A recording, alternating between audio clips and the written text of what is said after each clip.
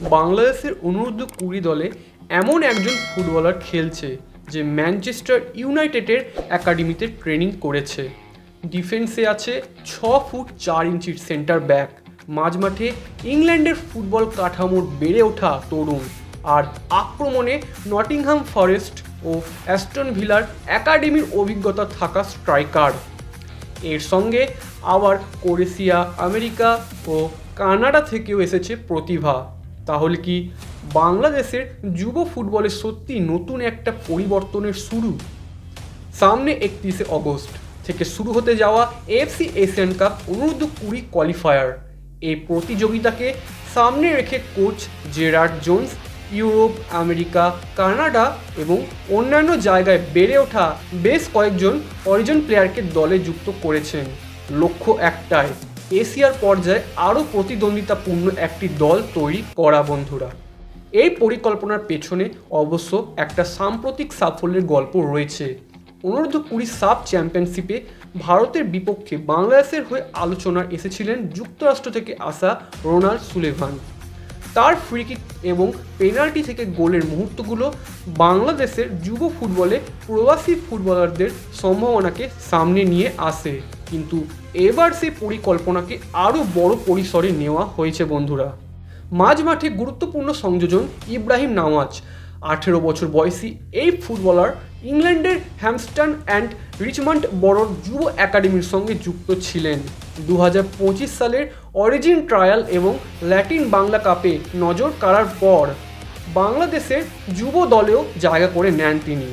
তার মূল শক্তি মাঝমাঠে বল ধরে রাখা, ছোট পাসে খেলা তৈরি করা এবং ডিফেন্স থেকে আক্রমণে বল পৌঁছে দেওয়া। ফয়সালের সঙ্গে তার বোঝাপড়া বাংলাদেশের মিডফিল্ডে গুরুত্বপূর্ণ হতে পারে। ডিফেন্সে নজর কাটছেন জিদান ইউসুফ।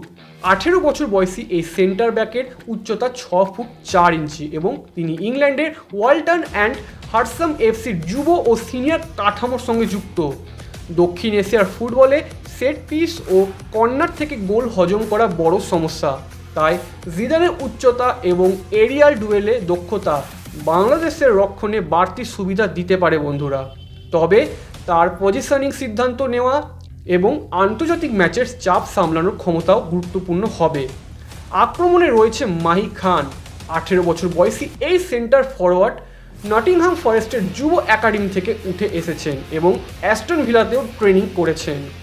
একজন স্ট্রাইকারের সবচেয়ে গুরুত্বপূর্ণ কাজ হলো সুযোগকে গোলে পরিণত করা। মাহি বক্সের মধ্যে সঠিক জায়গা খুঁজে নেওয়া এবং সহজ সুযোগে ফিনিশ করার ক্ষমতার জন্য আলোচনায়। তবে হাতে চোট এবং ব্যান্ডেজ থাকার কারণে কোয়ালিফায়ারের শুরুতে তার ফিটনেস নিয়ে কিছুটা অনিশ্চয়তা রয়েছে বন্ধুরা। আর সবচেয়ে বেশি আলোচনায় থাকা নাম অ্যাডাম আব্বাস। তার মা বাংলাদেশি, বাবা জামাইকান এবং জন্ম ইংল্যান্ডে। ফলে ইংল্যান্ড, জামাইকা ও বাংলাদেশের হয়ে খেলার সুযোগ থাকলেও তিনি বাংলাদেশের প্রতিনিধিত্ব করার সিদ্ধান্ত নিয়ে ফেলেছেন। অ্যাডাম ম্যানচেস্টার ইউনাইটেডের একাডেমির প্রোডাক্ট এবং বর্তমানে বার্নালির অনূর্ধ্ব-21 দলে খেলছেন। উইঙ্গার হিসেবে তার গতি, এক বনাম এক ড্রিবলিং এবং শারীরিক ভারসাম্য বিশেষভাবে উল্লেখযোগ্য। শুধু উইঙ্গেই নয়, প্রয়োজনে অন্য পাস কিংবা আক্রমণের কেন্দ্রীয় এলাকাতেও তাকে ব্যবহার করা যায়। উইং থেকে ভেতরে ঢুকে থ্রু পাস, ডায়াগোনাল রান কিংবা শট নেওয়ার প্রবণতা তার খেলায় দেখা যায় বন্ধুরা। এই ধরনের একজন ফুটবলার বাংলাদেশের আক্রমণে বৈচিত্র্য যোগ করতে পারেন। তবে বড় একাডেমির অভিজ্ঞতা থাকলে আন্তর্জাতিক ফুটবলে সাফল্য নিশ্চিত নয়। বাংলাদেশের সতীর্থদের সঙ্গে বোঝাপড়া এবং কোচের ট্যাকটিক্যাল পরিকল্পনার সঙ্গে দ্রুত মানিয়ে নেওয়াই হবে তার আসল পরীক্ষা বন্ধুরা। এই কয়েকজনের পাশাপাশি ক্রোয়েশিয়ার এনকে মেটালাকে খেলার অভিজ্ঞতা থাকা মিডফিল্ডার ফারজাদ আফতাব, যুক্তরাষ্ট্র থেকে আমির সামি এবং কানাডা থেকে সুশ্রুত মণ্ডলও এই পরিকল্পনার অংশ। অস্ট্রেলিয়া থেকে আসা ইসান মালিক অবশ্য চোটের কারণে ক্যাম্পে থাকতে পারছেন না। এখন সবচেয়ে গুরুত্বপূর্ণ প্রশ্ন, এই অরিজিন প্লেয়ারদের আগমন কি বাংলাদেশের সাফল্যের গ্যারেন্টি? অবশ্যই নয়।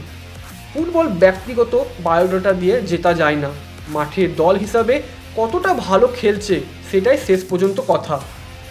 চন্দন, মিঠু, ফয়সালদের মতো দেশীয় খেলোয়াড়দের সঙ্গে নতুনদের বোঝাপড়া তৈরি করাই তাই অত্যন্ত গুরুত্বপূর্ণ।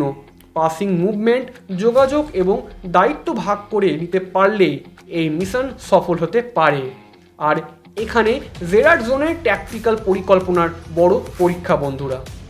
রোনাল্ড সুলিভানের পর এবার আরাম আব্বাস, মাহি খান, ইব্রাহিম নওয়াজ ও জিদান ইউসুফের মতো ফুটবলাররা বাংলাদেশের যুব দলকে নতুন সম্ভাবনায় সামনে দাঁড় করিয়েছেন। তবে সম্ভাবনাকে সাফল্যে পরিণত করার কাজ এখন বাকি। এএফসি এশিয়ান কাপ অনূর্ধ্ব-20 কোয়ালিফায়ারই দেখিয়ে দেবে এই নতুন সংযোজনগুলো বাস্তবে বাংলাদেশকে কতটা এগিয়ে দিতে পারে বন্ধুরা। আপনাদের কি মনে হয় এই অরিজিন প্লেয়ারদের আগমন কি বাংলাদেশের বয়সভিত্তিক ফুটবলকে এশিয়ার মঞ্চে আরও শক্তিশালী করে তুলতে পারে, নাকি আসল চ্যালেঞ্জ হবে দেশীয় ও প্রবাসী ফুটবলারদের মধ্যে দ্রুত বোঝাপড়া তৈরি করা? কমেন্টে আপনাদের মতামত অবশ্যই জানাবেন এবং ভিডিওটি ভালো লাগলে লাইক ও শেয়ার অবশ্যই করতে ভুলবেন না। এবং ফুটবলের এরকম নিয়মিত আপডেট পেতে হলে সুচিত্র মিডিয়া ডেস্ককে অবশ্যই সাবস্ক্রাইব করবেন, ফলো করবেন। ভালো থাকবেন, ধন্যবাদ।